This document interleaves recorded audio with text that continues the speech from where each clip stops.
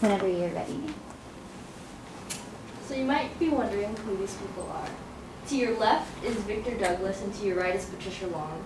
Vic and Pat, they own D&L Farm, and I actually met them last Wednesday at the Union Street Farmers Market at Bo Diddley Plaza downtown. Bo Diddley Plaza has the farmers market every Wednesday at 4 to 7 p.m. and there are tons and tons of booths. You can get local bakery goods, you can get coffee, you can get honey that I have right here.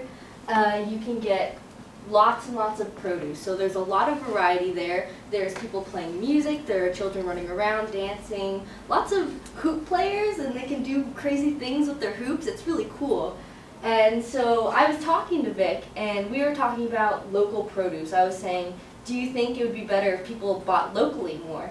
And he was agreeing with me, and he actually talked about the main points in my speech today with me. So basically, we were talking about how they have more nutrients, how it really helps the local economy, and how it really builds the community together. It strengthens the trust between the buyer and the producer.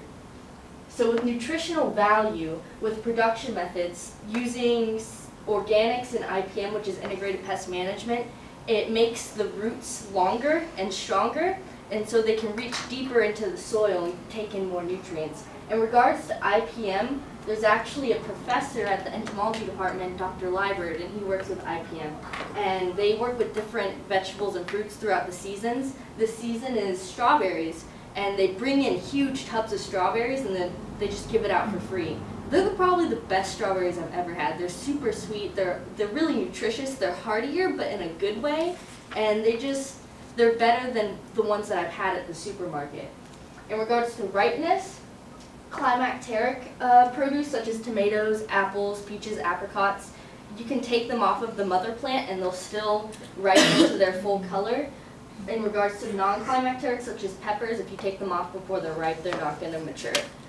But with the climacteric, they'll get to their full color, but they won't get their full nutrition.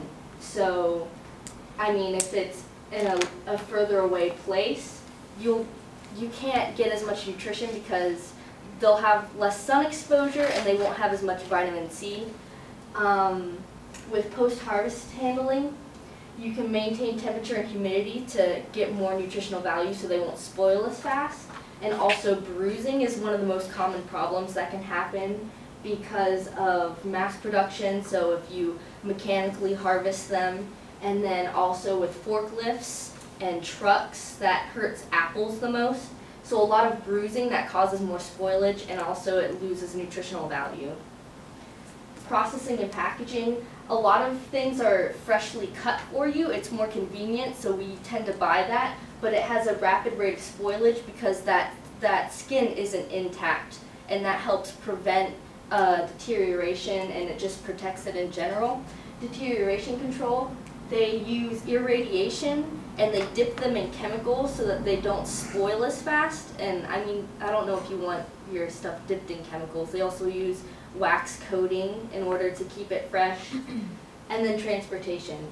I was in Publix the other day and I saw that blueberries were from Chile, and I thought that was really cool. You can use airplanes and trains in order to get something from Chile all the way to Florida, but those day-long trips, they cause nutritional loss. Also, those temperature controls, you know, sometimes nothing's perfect, it'll break, and that'll also cause nutritional loss. And then bruising, which is, like I said, one of the most common problems.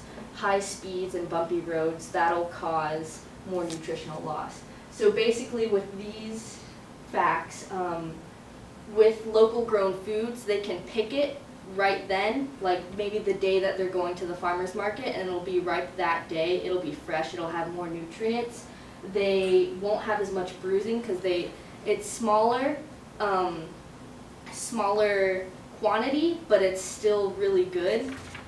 And basically it won't be freshly cut, and so it won't spoil as fast. In regards to local economy, there was a study done that was trying to see how community-focused agriculture and direct sales helped with the personal income of farmers. And what they saw was the direct sales impact mostly Northeast U.S. They had a positive correlation. In regards to community-focused agriculture, that was with agritourism, which is like you pick farms, and then harvest festivals, farmers markets, and the like. And then what was cool was a $1 increase in agricultural sales resulted in a 22-cent increase in personal income over 5 years. That was in regards to the whole GDP, and agriculture only takes up about 1% of GDP, but that's still a lot. And you can see that is a picture to your left of the farmers market in Union Street in 1996. So that was the whole farmers market. Now this is from last summer, and this was in a different area because they were reconstructing Beaujardin Plaza, and this is just one row. So you can see how there are more booths now compared to back then. So more people are, buying local foods. Okay, so for community, I work with someone named Lucy, and she owns a lot of chickens. And she wanted more chickens, but you can't buy full-grown chickens and introduce them to the others because sometimes they fight. So she went to the Waldo Farmers Market, and she talked to one of the farmers and asked how she could get more chickens. And what they said was, you can buy fertilized eggs and have the chickens brood them. And so then they'd think that they're their own chicks, and then they'd all get along. And she did that, and it actually worked.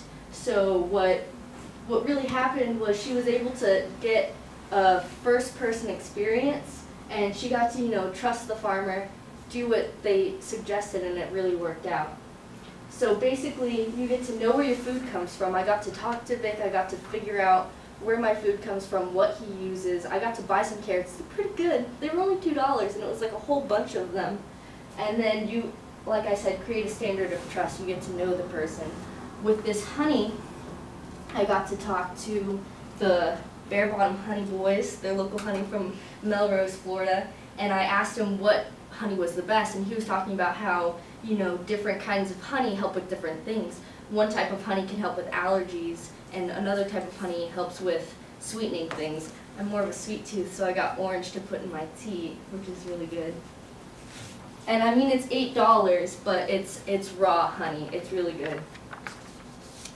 And so there was a 2009 survey done in the Food Marketing Institute, and they asked what the top 3 reasons were for buying local. So it was freshness, supporting the local economy, and knowing where the product came from, which is what I talked about. And also I have this, if you want to look at it, it has different U-Pick farms in Alachua County that you can go, maybe like do a group hang out there, maybe go on a date.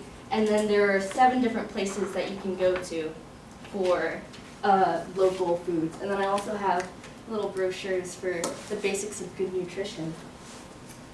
Thank you.